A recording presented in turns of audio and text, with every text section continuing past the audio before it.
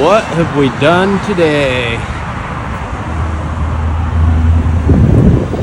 This video is a ride review video of my brand new 23 Beta 300. For a quick summary, skip to the 12-minute and 30-second mark. Number one, it's got KYB front and back. I hate air forks. Number two, it's a carbed bike. There's no EFI, no sensors, none of that BS to mess with. It's just simple old carb. I have no problem with carbureted bikes. Number three, it's got 6 gears, it's got electric start and a hydraulic clutch. To be honest, I could go either way with the hydraulic clutch. Yeah, this video is a ride review, so we'll get into that in a minute. It's never gonna be this pretty again. So me and my kids took it out to Del, Utah. There's a little track there. It's a total dink around track. There's also a lot of desert kind of trails, as well as some pretty gnarly stuff like this up on top of this hill. Look at that good looking bunch of kids. So we had a good mix of kind of everything to test it out on the first ride. So let's get into it. This right here is why I wanted the 300. This thing is, it's a lug machine, man. Alright, first ride for the Beta. We didn't do anything to it other than put some hand guards and different boot guards on it. I changed the steering stoppers, checked the sag, it was at 108. I didn't touch the forks, they're at 1 millimeter. We'll just see how that goes. Forks are in shock are at 13 compression, 12 rebound on both ends, high speeds 1.5. First ride, it looks really pretty. I'm afraid after we go play in the dirt, it's not gonna look really pretty anymore. Alright, I should have videoed the first 100 yards of riding. So far I can tell the suspension is brand new and needs broken in. The seat is harder than a rock. And the back tire sucks. But besides that, it actually has surprisingly good power. So right off the bat, straight out of the truck, the first thing I was impressed with was just how snappy it was. I forgot to mention I did rejet it. Actually, I think I did mention that. I rejetted it according to the manual for our temperature and elevation, and it was really snappy right off the bottom. It has a ton of torque. You don't see me in this corner, but eventually I wasn't following my son around the track and I was going about twice as fast. But it rolls the corners and holds its power through the corners really well. The other thing I noticed is that the suspension is not set up for over jumping things on a track. If you land, I can't remember what I did here. See, that was about the correct landing zone. If you went just a hair too far, it did blow through the stroke. But again, is this bike set up or is it meant to be a motocross bike? No. But like I say, if you hit your marks, it's actually great. It feels really good. Just make sure you hit your marks.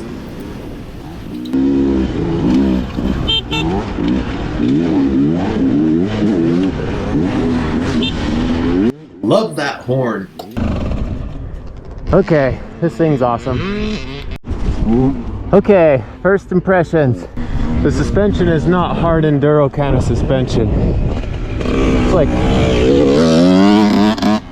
this is the race edition. So I can tell this bike was meant to be a desert racer. It's really light. I can tell the back tire is junk because it feels like it's sliding everywhere. Don't have a ton of confidence turning it yet, but the front tire hasn't slipped on me, so yeah. Oh, I love that horn. It's so good for getting the kids' attention. So after we played on the track, we did a little bit of this single track desert riding stuff, and I can tell this is where the suspension of this bike really shines. I don't know if it's where the motor shines, but the motor really shines in the gnarly stuff, which is where we went next. Got a little bit of a tight spot up here.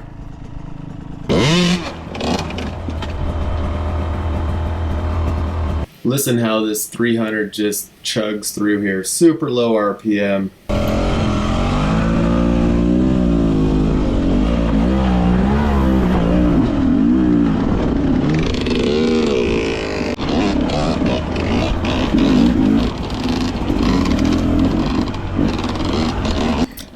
This is where the motor of this bike totally shines. And all of this rocky kind of stuff, man, that thing just lugs and lugs and lugs, and it just feels like it's never gonna die. Matter of fact, I never did kill the motor once in any of this rocky stuff we were doing. So I had to pause right here because you see that rock where my fender's pointing at right there? My front tire hit the left edge of it and it popped it up into my pipe.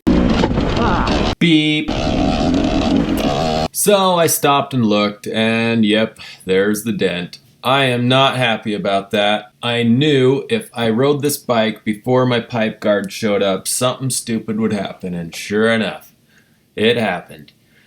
I've got this sweet pipe guard that I custom ordered from P3. It's not here yet. They said it turned out really good, and they're probably going to start offering it in red, as seen here.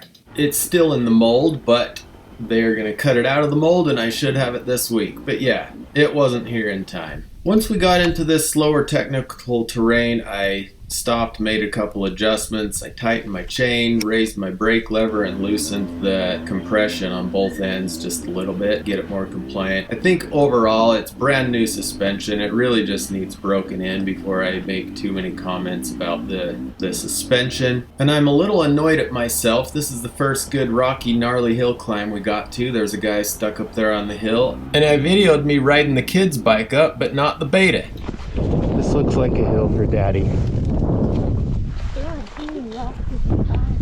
Huh? If there weren't so many rocks, it'd be fine.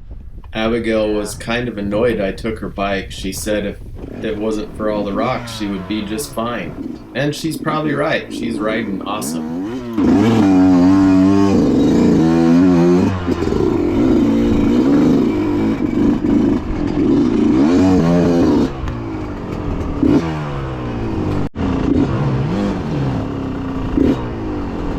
And that's all the footage I have of this hill, which is a bummer because it was the gnarliest climb we did this day. I thought my camera was recording when it wasn't, and so I turned it off thinking I turned it on.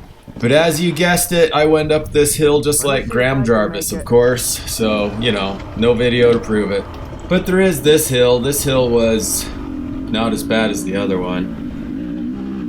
The other guy tried to climb and he didn't make it. He's up here on the left. He kind of took a detour and went down into a cedar tree. There he was. And then you can see the Beta's just ripping up it. This is where the motor of the Beta just rocks. Like, it just chugs up anything. It's pretty sweet. Now, I mentioned the hydraulic clutch at the first of this video. I am coming off Yamahas. I've ridden Yamahas for the last 7 years now. I was on Hondas before that, so I've never had a hydraulic clutch. And to be honest, I don't know what the big deal about them is.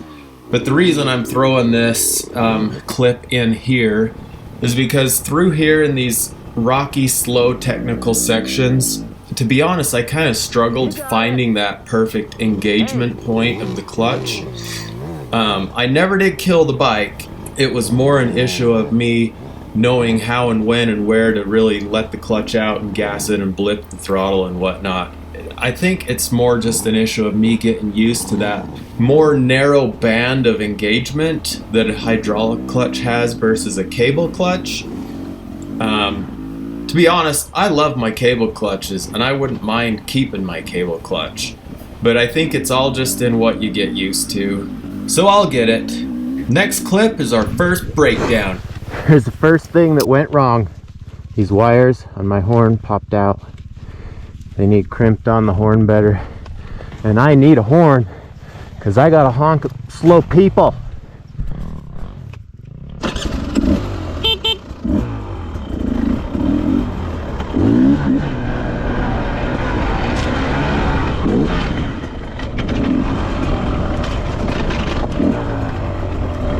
Ah, come on.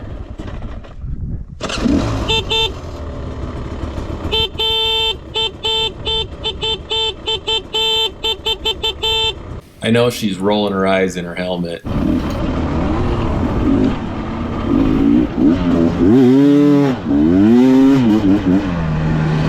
So this was actually a really good area for the test riding of the bike. We hit a track, we hit some rocky gnarly stuff, we hit some deeper sand stuff like this. In the sand, I noticed the bike was pretty front end twitchy on me. I really felt like I needed a stabilizer, but at the same time, I feel like it's a setup issue also. Right now the sag is like 106 to 108. I want to put it out to 110 and see what that does, and if it still feels twitchy, then I will probably put my stabilizer on it. I have 2 stabilizers in boxes right now, so it's just a matter of buying the right bracket to get it on there. But I prefer not to use the stabilizer if I don't have to, so I'm going to mess with setup first. And of course we got to do a wheelie on it. Every new bike needs wheelied. I didn't ring it too hard though because of it being a brand new motor. But back to this stuff. This is where the suspension and the handling really shines. This was actually me and my kids' favorite part of the day, was just riding these trails right here. I'm sorry this video is going so long. I didn't mean for it to be this long, but yeah, it is. So, oh well. I do a little bit more talking here in a second. Oh, better wait for the kids. While I'm waiting for the kids to show up, here's a quick first ride thought. The suspension is definitely set for desert racing kind of stuff. It's not super plush in those rocky things we did up there on the mountain, but it's actually working great down here on the trails. I'm noticing the bike is definitely, I don't know if twitchy or nimble is the word, but it is not as stable as my YZ450, that's for sure. So I'm a little nervous on some things. I have the sag set to 108. The forks are at 1 millimeter. It actually feels pretty good. I have noticed I've got a couple kicks from the rear end.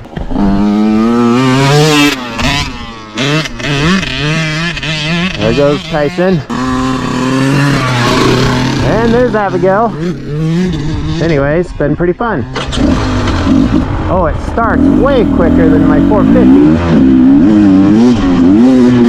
Okay, I'm going to do the best I can to sum this up really quick. So, it has great power, especially down low. It lugs around awesome. I never stalled it once the whole day. I was able to hit a track, some faster desert trails, and gnarly rocky single track stuff. And we kind of did it all. The suspension needs broken in. It's pretty harsh in the rocky terrain, but it's perfect for the faster desert stuff.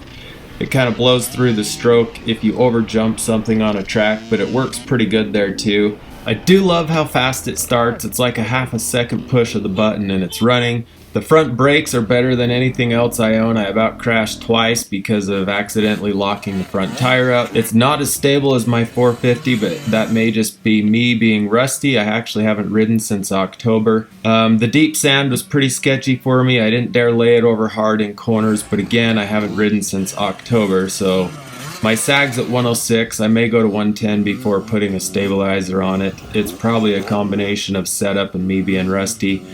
The bike is super light filling. I love that.